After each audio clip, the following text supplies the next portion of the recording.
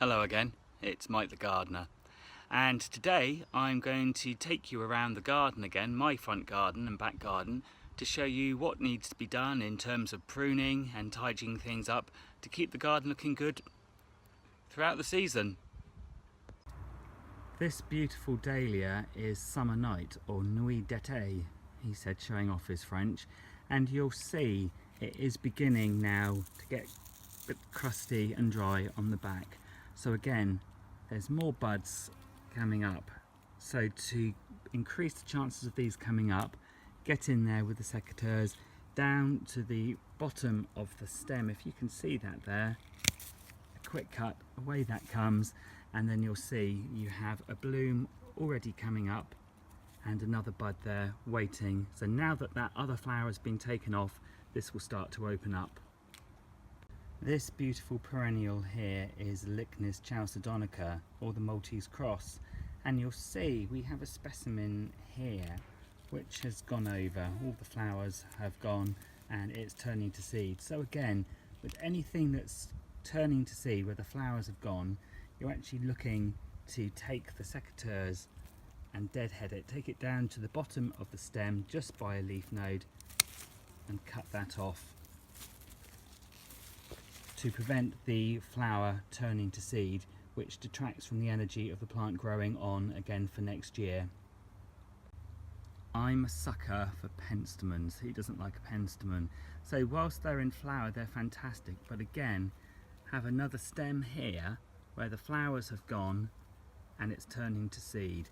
So again, so we can get more flowers from this stem, which we will do, take the secateurs down to the bottom of where it's finished flowering, just above a leaf node, give that a cut, and again, at some point in the next few weeks, you'll find new growth will actually start to appear. New flower buds will appear just in here, in the leaf node. That's where the flowers are actually formed. We've all got a shady part of the garden tucked away somewhere, and this is mine. And this is where I keep my hostas. Now again, they've started to flower. Flowers are lovely, but when they start to go over, I personally think they start to look a bit sorry for themselves. So again, once the flowers start to droop and fade, take the secateurs and go down to the base of the flowering stem and snip that away. With any pruning, try and make sure that you can't actually see where you've cut. There's nothing worse than seeing bits of stems stuck up in the air. This is the hot and fiery Crocosmia Lucifer, and I love growing this one with grasses. They just go together really well. Now again, if you look along the top of the stem here, you'll see the flowers are beginning to turn to seeds. Now this is one of the exceptions. I like to keep the seed heads on this. They're quite structural as you go into late summer, so personally I leave those, but again, personal choice. If you wanted to take them down, it would be a case of following the stem down and cutting off at the bottom of the stem. But as I say, I quite like them where they are.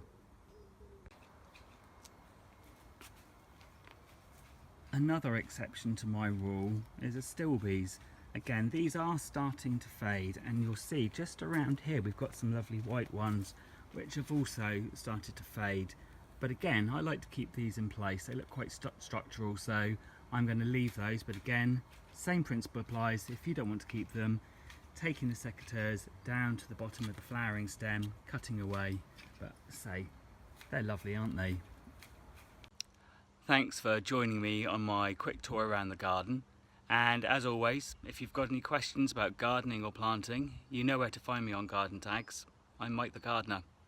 See you next time. Bye bye.